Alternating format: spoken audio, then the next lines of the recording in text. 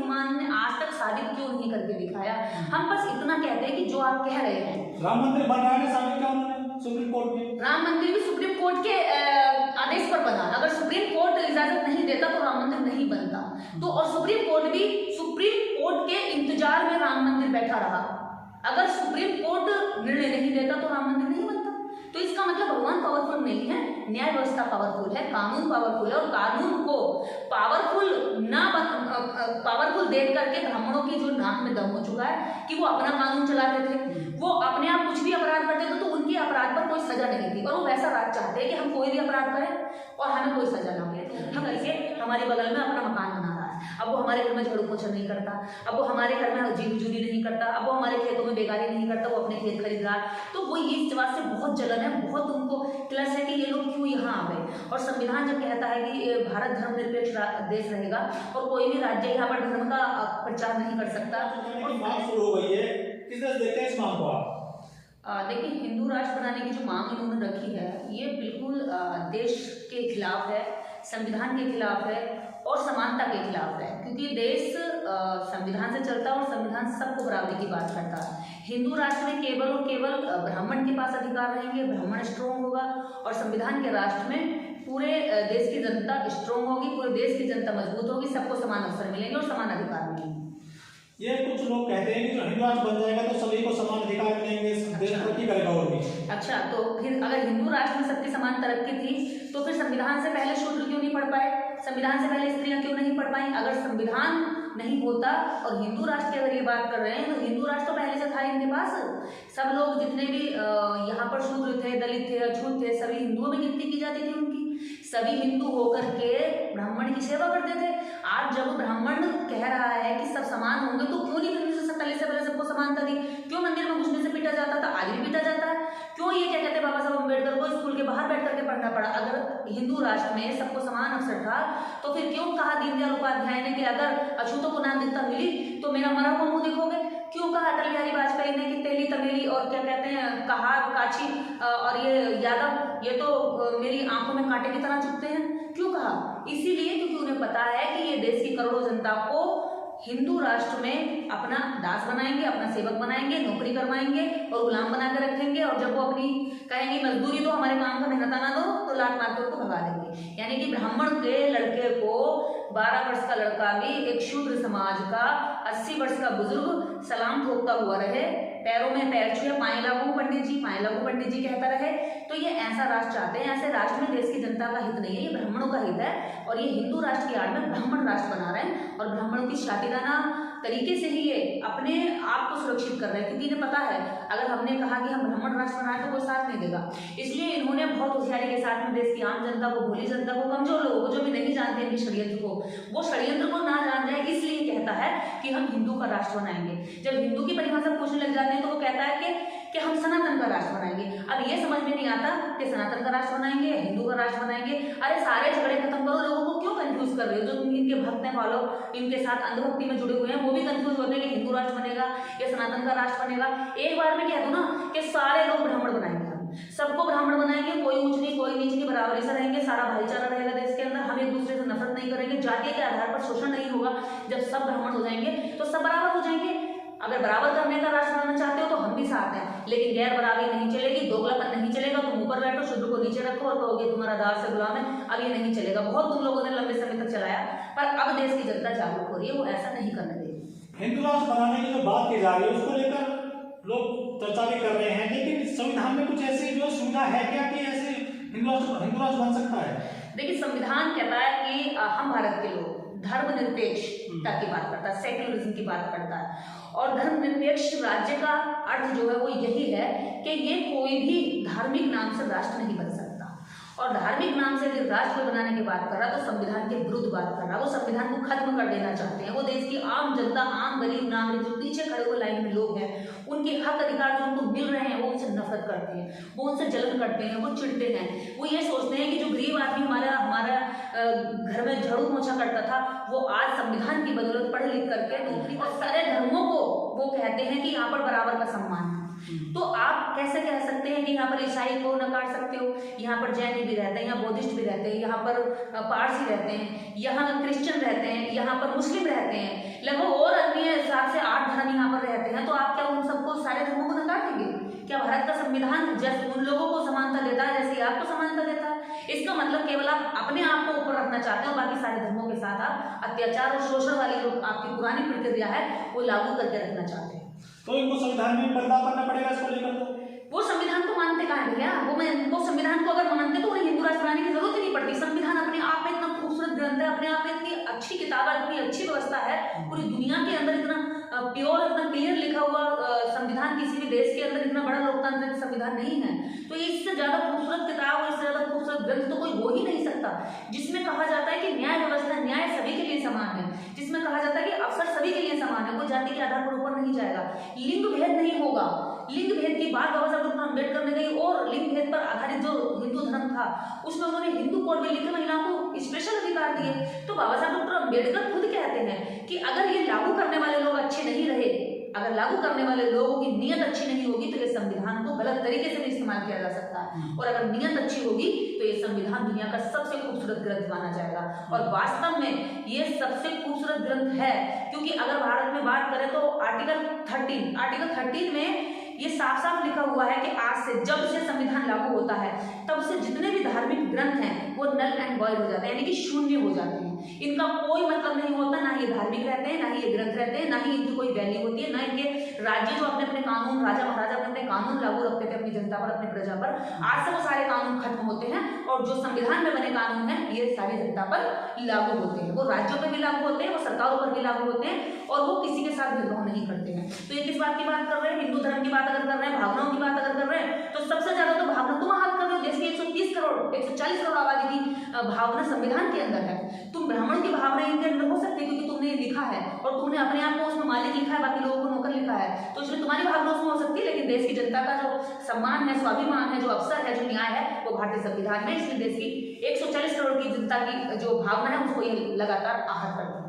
लेकिन आप जैसे जो लोग हैं, इंटेलेक्चुअल लोग हैं, जो पढ़े लिखे लोग हैं, आप हिंदू धर्म का विरोध क्यों करते हो? देखिए, हम किसी का विरोध नहीं करते, हम सही तथ्यों के सामने लोगों को लेकर आते हैं, तो सामना कराते हैं कि ये सच्चाई है।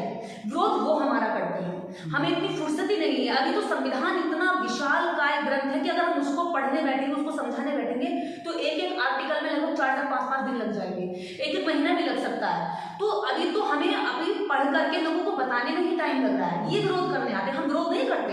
हमने आज तक, आप बताइए, हमारी किसी भी सोशल अकाउंट पर गाली बताइए हमने लिखी हो, वो हमें उल्टी अनेकों गालियां लिखते हैं। आज तक बताइए कोई अभद्र भाषा हमने की हो, हमने सिर्फ सवाल खड़े किए हैं। अगर ऐसा है तो इसका रीजन क्या है? क्या अगर हनुमान ने क्या कहते हैं सूर्य को निकला तो कई हजार किलोमीटर, लाख किलोमीटर दूरी पर जाकर के हनुमान कितने दिन में जाकर के उड़ कर बात है ना वो। तो युग, अगर बात तो बात है ना, तो सत्य करो ना, कोई से भी युग की बात हो। मान लो डायनासोर की बात, आज तक डायनासोर के कंकाल हैं, हजारों वर्ष पुराने जब डायनासोर के कंकाल मिल सकते हैं, हड़प्पा सभ्यता के लोगों के कंकाल मिल सकते हैं, मोहनजोदाड़ो सभ्यता के क्या कहते हैं अवशेष मिल सकते हैं, नगर मिल सकते हैं, नहाने के स्नानागार मिल सकते हैं और नाले मिल सकते हैं, मतलब हर चीज पर रिसर्च की जा सकती है। तो फिर इनके किसी भी हनुमान ने आगे करके हमारे बगल में अपना मकान बना रहा है, अब वो हमारे घर में झाड़ू पोछा नहीं करता, अब वो हमारे घर में जी मजूरी नहीं करता, अब वो हमारे खेतों में बेगारी नहीं करता, वो अपने खेत खरीद रहा। तो वो ये इस बात से बहुत जलन है, बहुत उनको क्लस है कि ये लोग क्यों यहाँ आ गए। और संविधान जब कहता है कि भारत धर्मनिरपेक्ष देश रहेगा और कोई भी राज्य यहाँ पर धर्म का प्रचार नहीं कर सकता, आज तक साबित क्यों नहीं करके दिखाया? हम बस इतना कहते हैं कि जो आप कह रहे हैं, राम मंदिर बन रहा है, साबित क्या उन्होंने सुप्रीम कोर्ट में? राम मंदिर भी सुप्रीम कोर्ट के आदेश पर बना। अगर सुप्रीम कोर्ट इजाजत नहीं देता तो राम मंदिर नहीं बनता। तो और सुप्रीम कोर्ट भी सुप्रीम कोर्ट के इंतजार में राम मंदिर बैठा रहा। अगर सुप्रीम कोर्ट निर्णय नहीं देता तो राम मंदिर नहीं बनता। तो इसका मतलब भगवान पावरफुल नहीं है, न्याय व्यवस्था पावरफुल है, कानून पावरफुल है। और कानून को पावरफुल देख करके ब्राह्मणों की जो नाक में दम हो चुका है कि वो अपना कानून चलाते थे, वो अपने आप कुछ भी अपराध करते थे तो उनके अपराध पर कोई सजा नहीं थी। और वो वैसा राज चाहते हैं कि हम कोई भी अपराध करें और हमें कोई सजा ना हो। हम किसी को भी अबे तू कहाँ जा रहा है, कहाँ जा रहा है, मतलब गाली दे करके बात करें और वो सर झुका करके पाए लागू पंडित जी कहता रहे। सम्मान देने में क्या दिक्कत है? तो हम तो कह रहे हैं ना, हम उनको सम्मान देने के लिए पूरी तरह तैयार है। क्या वो हमें सम्मान देने के लिए तैयार हैं? क्या क्या वो हमारे साथ रिश्ते स्थापित ब्रह्म क्या है? वो मुख से पैदा हुए हैं ब्रह्म, वो शीर्ष पर है वो मुख से पैदा होकर के आज उनका एक भी बच्चा मुंह से पैदा क्यों नहीं हो रहा? अगर वो मुख से पैदा हुए थे तो उनके बच्चों की डिलीवरी मुंह से क्यों नहीं हो रही? क्या साइंस आज भी इतना कुछ कर रही है कि साइंस ने एक जगह की जगह दूसरी जगह से बच्चे पैदा करने की प्रक्रिया ढूंढ ली है कि हाँ सर्जरी से सिजेरियन बच्चे आजकल हो रहे हैं। देखिए नेचुरल जो डिलीवरी होती है उसकी जगह अब साइंस ने कह दिया कि सिजेरियन बच्चे भी हो सकते हैं, लेकिन आज तक ये क्यों नहीं बता साबित कर पा रहे? साइंस ने तो साबित कर दिया, अगर साइंस साबित कर सकता तो ये क्यों नहीं साबित कर रहे? ये भी साबित करो, हम लोगों को हम मान लेंगे। हम मानने को कम मना करते हैं, हम हर बात मानने को तैयार है, लेकिन तथ्य पे आधारित तो हो, सच तो हो, वो इतना तो कोरा झूठ ना हो कि दिमाग छोटा सा बच्चा भी अगर सुने वो बस पड़े कि क्या आप तो ग्रंथों को भी जो है वो करने लगे हैं टारगेट। देखिए वो ग्रंथ नहीं, पहले आपको मैं बता दूं, इलाहाबाद हाईकोर्ट का निर्णय है कि रामायण, रामचरित और मनुस्मृति ये धार्मिक ग्रंथ नहीं है, ये हिंदी और संस्कृत साहित्य है। ठीक है, संस्कृत साहित्य अगर कोई कहता है कि ये धर्म ग्रंथ है और आपके ऊपर एफआईआर करते हैं तो आप उल्टा उसके खिलाफ कार्रवाई कर सकते हैं, क्योंकि धर्म ग्रंथ कैसा खाने दो कसम, वो गलत खाई जाती है, वो गलत खाई जाती है, क्योंकि व्यवस्था के ऊपर वो बैठे थे, उन्होंने गीता रख दिया आगे, संविधान से न्याय हो रहा है, कानून से न्याय हो रहा है और कसम गीता की खिलवा रहे हैं। क्यों उस गीता की कसम खिलवा रहे हैं जिस गीता में क्या कहते हैं पांडव अपनी पत्नी हार जाते हैं, जुए में हार जाते हैं, इस हद तक जुआ खेलते हैं कि सारी संपत्ति धन जेवर सब कुछ दांव पर लगा देते हैं और लास्ट में आकर अपनी बीवी लगा देते हैं और हारे तो हारो, उसके बाद कहते हैं कि हम युद्ध करेंगे वापस छीनने के लिए। तो ऐसे एक परिवार के मसले को, एक परिवार का जो झगड़ा था उसको धर्म ग्रंथ बता दिया और लोगों से कहा कि इस पर हाथ रख के, किसने कहा कि इस पर हाथ रख के कसम खाओ? क्योंकि ये कानून व्यवस्था पहले से ऊपर बैठे थे। जब यहाँ से अंग्रेज गए तो ब्राह्मणों ने अपने हाथ में सत्ता हथियार ली और ब्राह्मणों ने अपने हाथ में सत्ता हथियार कर आम जनता को वही बताया जो इनके फायदे में था और आम जनता से जानती रही। जितने भी ग्रंथ है ये तो घरों में पढ़े जाते हैं हिंदुओं के, धार्मिक ग्रंथ हैं, जो कथावाचक इनको जो पढ़ते हैं इनको पैसा कमाते हैं इनके दम पर, ये तो पवित्र ग्रंथ बताए गए हैं हिंदुओं के। देखिए जिसके मान लीजिए मेरी कोई दुकान है, आप कोई दुकान करते हैं तो मैं अपनी दुकान का सौदा अच्छा बताऊंगी ना, मैं ये तो नहीं बताऊंगी कि मेरी दुकान में बिल्कुल बेकार सामान है मत लो। कौन कहेगा? अपनी मार्केटिंग कौन गिराना चाहेगा? हर कोई, आप किसी भी दुकान में चल जाए, किसी व्यापार में चले जाए, किसी मार्केट में चले जाएगी, एक ही जगह जब कोई अपना खिलौना बेचता है, मान लो कोई खिलौना बेच रहा है तो हर खिलौने में 20 दुकानें हैं, 20 दुकानें कहेंगी मेरा खिलौने की दुकान बड़ी है, मेरा आइटम ये है, मेरे खिलौने के ये फीचर प्लानिंग है, मेरा ये है। मतलब कोई जब अपना प्रोडक्ट बेचता है तो अपने प्रोडक्ट की तारीफ करता है, तारीफ करके ही बेचा जा सकता है। वो खिलौने नहीं है, वो इंसान के लिए खिलौने हैं, वो इंसानों की भावनाओं से खेलते हैं, ग्रंथों के नाम पर उनके अधिकारों से खेलते हैं, उनकी महिलाओं की अस्मिता से खेलते हैं। अभी आपको पता है गुजरात में क्या हुआ, कई एकड़ जमीन जो है एक बाबा ने गौशाला के नाम पर एक उससे ली, किसान से, उसने दान कर दिया। उसके बाद बाबा ने कई करोड़ रुपए में वो जमीन बिल्डर को बेच दी, बिल्डर ने आज उस पर एक सोसाइटी बना दी। बताइए, तो जिसको धंधा मिल रहा है, जिसको रोजगार मिल रहा है, वो अपने रोजगार की दुकान को क्यों खराब होने देगा? आप बताइए, क्या आपकी छोटी सी भी दुकान होगी तो आप टूटने दोगे? अगर 10 साल पहले बनाई होगी तो भी नहीं टूटने दोगे, इन्होंने तो हजारों साल पहले से व्यवस्था बनाई है। यूपी में घर मिले तो मकान तोड़े जा रहे हैं, अयोध्या में, काशी में। देखिए जब सत्ता के दिमाग पर धर्म का नशा चढ़ा है तब राज्यों का, देश का सत्यानाश हुआ है और आज सरकारों के दिमाग पर धर्म का नशा चढ़ चुका है और धर्म का नशा इंसानियत के लिए, मानवता के लिए एकदम घातक है। इतना घातक है कि आज आप देख लो कि परिवारों के परिवार जल रहे हैं। अभी एक ब्राह्मण परिवार जला, एक ब्राह्मण परिवार, एक बच्ची, एक पिता, एक माँ, 3 लोग घर के अंदर पूरे जला दिए गए और उनके कंकाल वहाँ राख में पड़े हुए हैं और वो घर का परिवार जो बचे हुए लोग हैं जिंदा, वो बिलख बिलख कर रो रहे हैं। तो जब धर्म का नशा चढ़ता है ना तो वो सनक बन जाता है और जब शासक सनकी हो जाए तो आम जनता का जीवन दुर्भर हो जाता है। फिर उसका अंत जो होता है ना हिटलर की तरह होता है, मुसलिन की तरह होता है। तो ये अपने अंत को उधर लेकर जा रहे हैं, जनता की हाँ ले रहे हैं, जनता की हाय ले रहे हैं, जनता के दुखों को, दर्दों को तड़पा करके अपनी सत्ता को मजबूत कर रहे हैं। आपको जनता के ऊपर सत्ता करनी है या जनता के लिए सत्ता करनी है, पहले तो ये साबित करना पड़ेगा। आज के शासक जो धर्म के नशे में चूर हैं वो जनता के लिए शासन नहीं चला रहे हैं, वो जनता के ऊपर शासन चला रहे हैं। धर्म को मजबूत कर रहे हो, आदमी के लिए काफी सुविधा देगी सरकार। मानवता को मजबूत करो ना, जरूरत क्या है धर्म को मजबूत करने की? धर्म सबसे मजबूत हो जाएगा।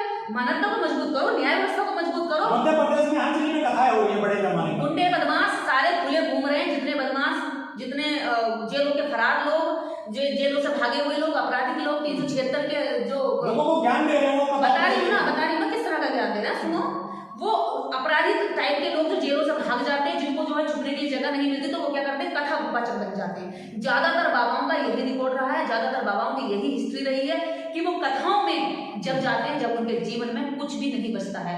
खुद अभी क्या कहते हैं, जितने बाबा हैं खुद अपने आप से और उनकी हिस्ट्री से ये आप पढ़ करके बता दीजिए कि कितने बाबा जेलों में पड़े और कितने बाबाओं की जेल जाने की तैयारी है। तो सरकारों का हाथ इनके ऊपर रहता है, नहीं तो ये जेलों में सड़े, इनकी बाहर जाकर कोई ये औरतों के प्रति बेहद घटिया सोच रखते हैं। ये देश के जो गरीब लोग हैं उनके प्रति घटिया सोच रखते हैं। खुलेआम जो जातिवाद फैलाते हैं, ये खुलेआम जो इसको ताड़ने की बात करते हैं और ये कहते हैं कि हम धर्म का ज्ञान दे रहे हैं। ये कौन सा ज्ञान है?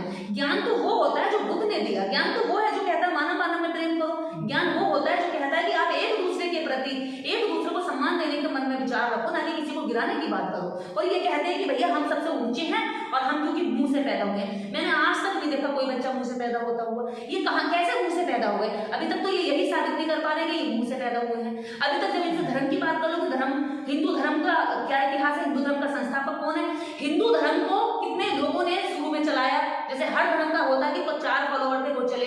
बुद्ध के 5 अनुयायी बने थे, जो 5 भिक्षु बने, उन्होंने पूरे देश में, पूरी दुनिया में भिक्षा मांग मांग के उन्होंने क्या कहते हैं, धम्म दे दे करके लोगों को विचार फैला दिया। पूरे विश्व में बौद्ध धर्म पहुंच गया। ऐसे ही इस्लाम धर्म है, ऐसे ही क्रिश्चियन धर्म है। उनके लोगों ने, उनके मार्क्स के खुद 14 फॉलोअर थे, 14 फॉलोअर पूरे विश्व में गए। हर विचारधारा का एक संस्थापक होता है। तो हिंदू विचारधारा का संस्थापक कौन है? उनका नाम बता दीजिए, हम भी मान लेंगे हिंदू कोई धर्म। सबसे पुराना धर्म बताया जाता है सनातन धर्म, जो सभी धर्म उसी से बने हैं, सनातन से, हिंदू धर्म से। इनकी जितने धर्म ग्रंथ है वो तो तब लिखे गए। ये बताओ अगर पुराने हैं तो मुझे स्याही कलम के आविष्कार से पहले तुम्हारे धर्म कहाँ थे? सारे धर्म ग्रंथ कहाँ हैं? सारे धर्म ग्रंथ तब लिखे गए जब चाइना ने कागज का आविष्कार किया। आविष्कार वो करता है चाइना, और ये चाइना का विरोध करके अपने धर्म ग्रंथ उसकी स्याही से आप उसके कागज पर लिख करके कहते हैं कि हम चाइना का विरोध करते हैं। मुझे ये बताइए कि कागज का आविष्कार आप लोगों ने कौन सी सदी में किया? इससे पहले, चाइना से पहले। आप पुराना तो बताते हैं लेकिन ये नहीं बताते कितना पुराना। कोई भी दादा परदादा कितने भी कोई होगा तो उसका हर किसी का इतिहास होता है। तुम्हारा इतिहास क्यों नहीं है? तुम्हारी जो सभ्यताएं थी वो कहाँ है? आज भी भारत के अंदर मोहनजोदड़ो सभ्यता मिल जाएगी उखाड़ने से, उसके अवशेष मिल जाएंगे, हड़प्पा की मिल जाएगी। तुम्हारी वैदिक संस्कृति का कहाँ है? तुम्हारे वैदिक संस्कृति के मकान कहाँ है? वैदिक संस्कृति की सोच कहाँ है? वैदिक संस्कृति के लोग कहाँ हैं? तुमने अपने आप को ऊंचा बनाने के लिए इंसानियत का सत्यानाश किया है और ये इंसानियत का सत्यानाश बहुत लंबे समय तक कर दिया। अब ये जो समय चल रहा है, अब कम से कम बख्श दो, अब कम से कम इंसानियत को बख्श दो। अब ये आपस में एक साथ होकर के चलो, प्रेम से चलो। और बाबा साहब डॉक्टर अम्बेडकर का जो संविधान हम बार बार बोलते हैं वो इसीलिए बोलते हैं क्योंकि भारतीय संविधान जितना हक हमें देता है इतना आपको भी देता है। ये नहीं कहता कि भारतीय संविधान दलित दलितों को क्या कहते हैं, राजा बनने का हक देता और तुम्हें वोट डालने का भी हक नहीं देता। एक वोट हमारा, एक वोट तुम्हारा, तो इसमें बराबरी हो गई ना। ये अन्याय कहाँ हो गया? और फिर भी नफरत करते हैं डॉक्टर अम्बेडकर से। ठीक है, कर दो ना।